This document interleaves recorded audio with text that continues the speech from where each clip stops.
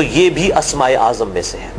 سنن نسائی الکبریٰ کے اندر صحیح سند کے ساتھ 10,492 اور المستدرک للحاکم میں 1,862 نمبر. اب یہاں پہ میں ایک ضمناً بات بتا دوں سنن نسائی الکبریٰ کے بارے میں، چونکہ اکثر لوگ پوچھتے ہیں. میرے بھائیو، ایک سنن نسائی وہ ہے جو کتب ستہ میں ہم پڑھتے ہیں. اس میں یہ کتاب لکھی ہے امام احمد بن شعیب نسائی رحمہ اللہ تعالی المتوفی 303 ہجری. کتب ستہ میں یہ ویسے 5ویں نمبر پہ گنی جاتی ہے، لیکن بخاری اور مسلم کے بعد دنیا میں سب سے صحیح ترین کتاب سنن نسائی ہے. سب سے کم ضعیف حدیثیں اس کے اندر ہیں. بخاری مسلم کے بعد تیسرا نمبر اس کتاب کا ہے. دنیا کی کوئی حدیث کی کتاب بخاری مسلم کے بعد صحیح نہیں ہے جتنی سنن نسائی ہے. سنن نسائی جو ہمارے پاس کتب ستہ میں ہے نا، اس میں ہے 5,761 احادیث انٹرنیشنل نمبر کے مطابق. اور یہ ساری انٹرنیشنل کتابیں عربی میں، انگلش میں اور اردو میں ہماری ویب سائٹ اہل سنت پاک .com پہ فری اس کا PDF موجود ہے، آپ ڈاؤن لوڈ کر سکتے ہیں. 5,761 احادیث ہیں اس سنن نسائی میں جو ہمارے پاس ہے. اسے ویسے ٹیکنیکل لینگویج میں کہا جاتا ہے سنن نسائی الصغریٰ، چھوٹی سنن نسائی، کیونکہ امام نسائی نے یہ کتاب نہیں لکھی تھی. امام نسائی نے کتاب لکھی تھی سنن نسائی الکبریٰ، بڑی سنن نسائی، اور اس میں حدیث ہیں انٹرنیشنل نمبر کے مطابق 11,770. بخاری مسلم سے بھی زیادہ حدیث ہیں اس میں.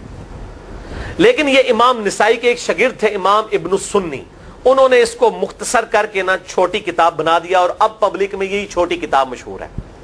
اس کی وجہ سے جب ہم سنن نسائی الکبریٰ کا آپ مشکات میں دیکھیں گے نا تو وہ فرق نہیں کرتے ہیں. جب وہ سنن نسائی کا حوالہ دیتے ہیں نا تو آپ کو نسائی میں وہ ملے گا بھی نہیں، وہ الکبریٰ میں ہوتا ہے، کیونکہ وہ اس تفریق کو مانتے نہیں. وہ تو سنن نسائی الکبریٰ کو سنن نسائی مانتے ہیں، جبکہ ہماری پبلک جو ہے وہ سنن نسائی، وہ میں اب حوالہ دے رہا ہوتا ہوں کہ جی سنن نسائی الکبریٰ میں 9,928 نمبر حدیث ہے کہ جو آیت الکرسی پڑھ لے فوراً بعد کسی بھی نماز کے فرض کے فوراً بعد تو مرتے ہی جنت میں داخل ہوگا. تو لوگ کہتے ہیں جناب نسائی تے حدیثیں جناب 5,761 نے، تسی 9,928 کی تمہیں دس دیو.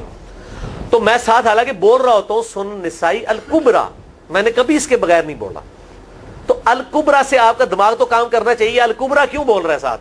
کوئی صغریٰ بھی ہے جس کی یہ الکبریٰ ہے بڑی، اور ہمارے گرین کارڈ میں یہ وظیفہ لکھا ہوا ہے الکبریٰ کے ساتھ. اسی طریقے سے جو میرا وہ واقعہ کربلا کے اوپر 150 اسناد پر مشتمل پمفلٹ ہے، ریسرچ پیپر نمبر 5B واقعہ کربلا کا حقیقی پس منظر 72 صحیح الاسناد احادیث کی روشنی میں. 72 کا تو ٹائٹل ہے شہدائے کربلا کی نسبت سے، احادیث اس میں 150 ہیں. اس میں اکثر حدیثوں کے حوالے میں نے سنن نسائی الکبریٰ سے دیے ہوئے ہیں. وہ لوگ کہتے ہیں مل ہی نہیں رہی ہے. تو میرے بھائی وہ سنن نسائی الکبریٰ آپ کے پاس ہوگی تو آپ کو ملے گا نا. تو سنن نسائی الکبریٰ الگ سے وہ اصل کتاب ہے، اس میں سے سنن نسائی الصغریٰ بنائی گئی ہے.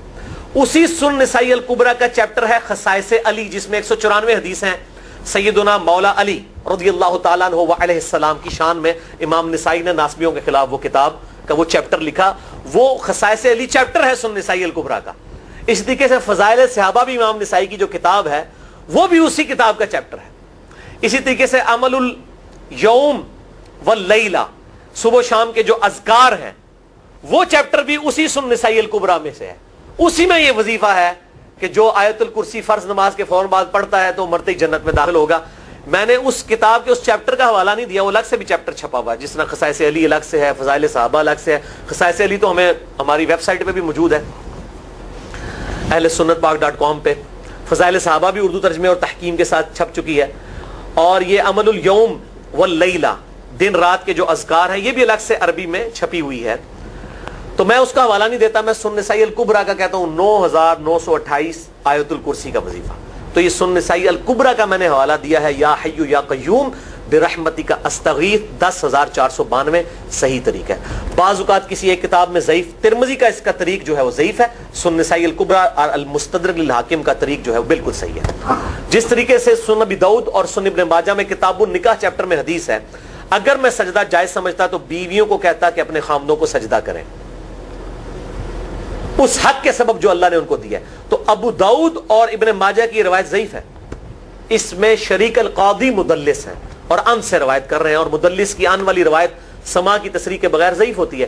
لیکن ہم اس حدیث کو صحیح کہتے ہیں کیونکہ اس سما کی تصریح سنن البہیقی کے اندر موجود ہے الکبریٰ میں، تو ہم پھر اس کی بنیاد پہ کہتے ہیں چونکہ وہاں پر صحیح لہذا اس کو ہم کہتے ہیں شواہد کی بنیاد پہ صحیح. یہ میں آپ کو ٹیکنیکل چیزیں بتا رہا ہوں، یہ وہ چیزیں جو آپ کے کئی وہ جو بڑے بڑے علماء پڑھ کے فارغ ہوتے ہیں ان کو بھی یہ باتیں نہیں پتا ہوتی ہیں. وہ کہتے ہیں جناب آپ کتوں پڑھے ہو، اور میں کہنا پائی میرے آئنسٹائن تے نیوٹن کو کسی مدرسے تو پڑھنے کی ضرورت نہیں ہوتی. نیوٹن 8ویں کلاس ہی نسیا ہوا ہے، آج نیوٹن ہوتے پی ایچ ڈی ہوتی فزکس تھی. مجھے غامدی صاحب کا جملہ یاد آیا، ان سے کسی نے پوچھا کہ یہ جو روایتی علماء ہیں اور مولانا مودودی آپ ان کو کیسے دیکھتے ہیں؟ ان کا روایتی علماء جو ہیں یہ تو مدرسوں کے اسٹوڈنٹس اور فاروق تحصیل ڈگری ہولڈر ہیں، اور مودودی صاحب جو ہیں ان کی مثال تو آئنسٹائن اور نیوٹن والی ہے، ان کے اوپر پی ایچ ڈیز ہوتی ہیں. یہ گاڈ گفٹڈ صلاحیتیں ہوتی ہیں. ان مدرسوں کی آؤٹ پٹ مودودی صاحب اور ڈاکٹر اسرار، ڈاکٹر ذاکر نائک اور احمد دیدار صاحب تو نہیں ہو سکتے. یہ گاڈ گفٹڈ صلاحیتیں ہوتی ہیں. تو میں اس لیے ساتھ ساتھ کلیئر کر رہا ہوں تاکہ یہ جو ایمبیگوٹیز آتی ہیں اس حوالے سے وہ کلیئر ہو جائے. بہرحال یہ دوسرا وظیفہ ہو گیا. اب تیسرا وظیفہ جو ہے کمال وظیفہ، صحیح بخاری میں موجود ہے انٹرنیشنل نمبر کے مطابق 4563 نمبر. ابن عباس رضی اللہ تعالی عنہما کہتے ہیں وعلیہم السلام، وہ کہتے ہیں کہ سیدنا ابراہیم علیہ السلام کو جب آگ میں پھینک رہے تھے نا تو ابراہیم علیہ السلام نے اس وقت کہا تھا حسبنا اللہ ونعم الوکیل، ہم نے اللہ ہی پر بھروسہ کیا اور وہی بہتر کارساز ہے.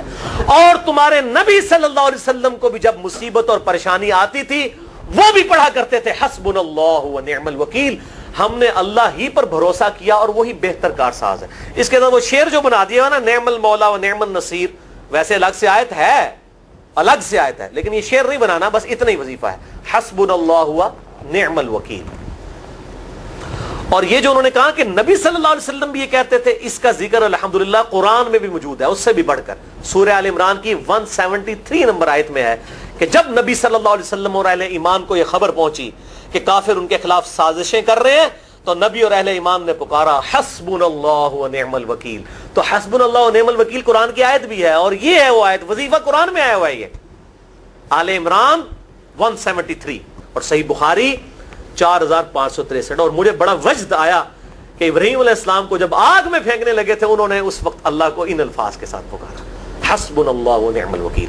اچھا یہ جتنے بھی وظیفے ہیں نا میرے بھائیوں، ان کا فائدہ اسی وقت ہے جب آپ کو ترجمہ بھی ان کا آتا ہوگا، ورنہ آپ روزانہ جتنی مرضی تسبیح کھینچتے رہے کوئی فرق نہیں پڑے گا. اس لیے میرا ایک پرسنل مشورہ ہے کہ جب بھی یہ وظیفے پڑھے نا آپ، اردو ترجمہ بے شک آتا بھی ہو رہا ہے، ایک دفعہ اپنی زبان میں اس کو ریپیٹ کریں. یعنی آپ پڑھیں حسبنا اللہ و نعم الوکیل، میں نے اللہ ہی پر بھروسہ کیا اور وہی بہتر کارساز ہے. آپ دیکھیں یہ صوت القرآن چینل میں جب وہ عربی چل رہی ہوتی ہے، جیسے ہی وہ مراج الدین خان کا ترجمہ شروع ہوتا ہے نا کیسے کب کبھی تاری ہو جاتی ہے، کیونکہ ہماری زبان میں بات ہو رہی ہوتی ہے نا. ابھی ابھی تو نہیں قیام اللیل میں رو رہے ہوتے، ان کی زبان میں بات ہو رہی ہوتی ہے، اپنی زبان کا اثر ہوتا ہے. اسی طریقے سے آپ لا الہ الا انت سبحان